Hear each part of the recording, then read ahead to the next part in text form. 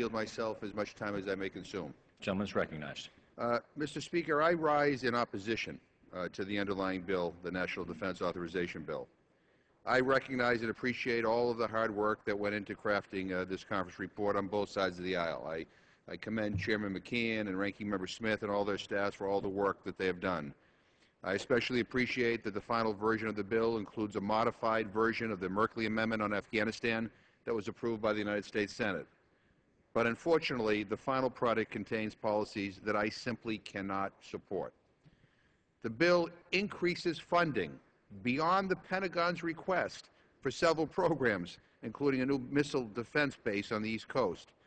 The bill also denies the Pentagon the opportunity to save money with its failure to include a cut to the contractor comp cap, its failure to include a round of base closures, and its failure to implement end-strength troop reductions, even though we're supposedly ending our involvement in 2 wars.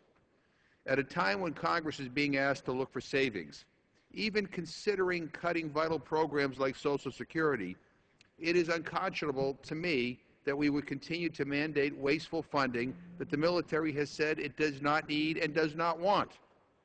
How can we look into the eyes of a senior citizen living off of Social Security and tell them that their cost of living adjustment will be smaller so we can buy weapons that the military doesn't even want? Also very troubling to me is that this bill continues to prevent the President from fulfilling his commitment to close Guantanamo Bay prison camp by imposing unnecessary and ill-advised transfer restrictions. Mr. Speaker, I'm proud to serve as the co-chair of the Tom Lantos Human Rights Commission.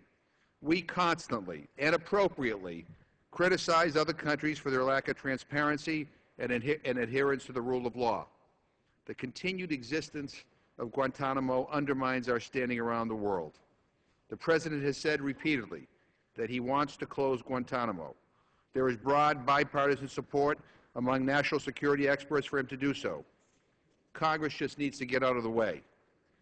Mr. Speaker, while I support a great deal of this bill, especially programs and services for our veterans and military retirees, I cannot support a bill this large when we are in the middle of negotiations on the so-called fiscal cliff.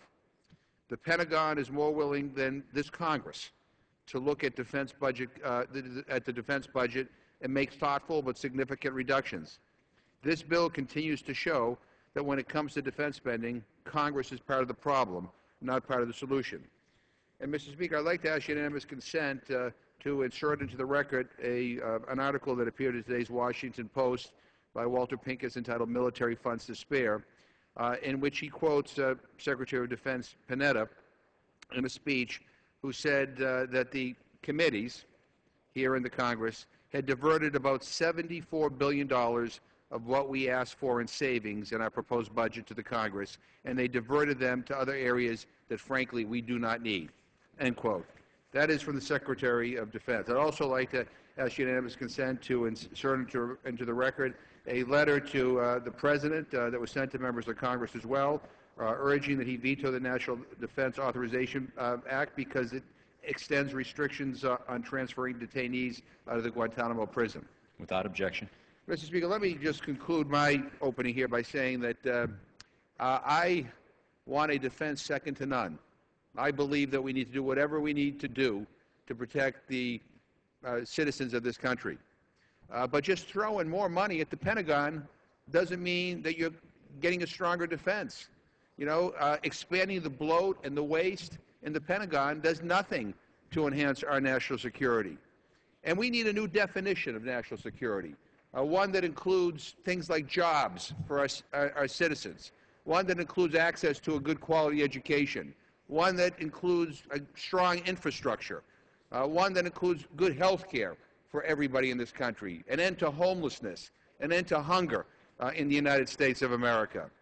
And I say this because after we debate this rule, we're going to take up another rule dealing with the so-called Plan B and Plan C, and maybe there's a Plan D and E, who knows.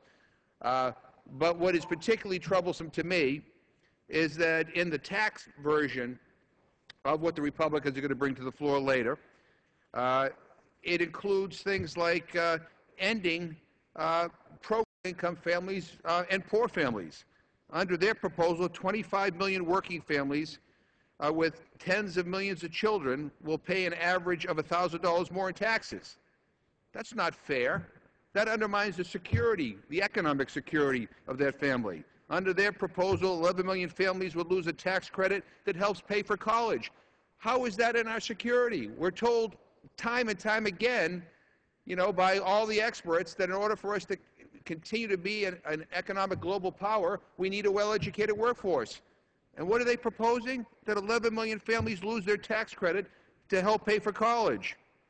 50 million seniors and other Medicare enrollees' health care would be jeopardized as doctors face a 27% cut in Medicare payments under this proposal. That's just the tax version of what they're proposing. We haven't even gotten to what they're proposing in terms of spending cuts. So here we are talking about a Defense Authorization Act that is more money than our Pentagon wants, more money than our Joint Chiefs of Staff want, more money than the Secretary of Defense wants. And as we're doing this, we're telling the American people, we have to lower your cost of living adjustment on Social Security. We have to lower your quality of health care. We have to cut some money from housing programs. We have to cut SNAP and food stamps so that you won't have enough to eat. This is crazy. This is crazy. So yes, we're all for a military and a defense second to none, but I will tell you that some of our biggest threats are not halfway around the world, they're halfway down the block. And we have to start paying attention to what's happening in this country. And so I urge my colleagues to vote no on this bill, and I reserve the balance of my time.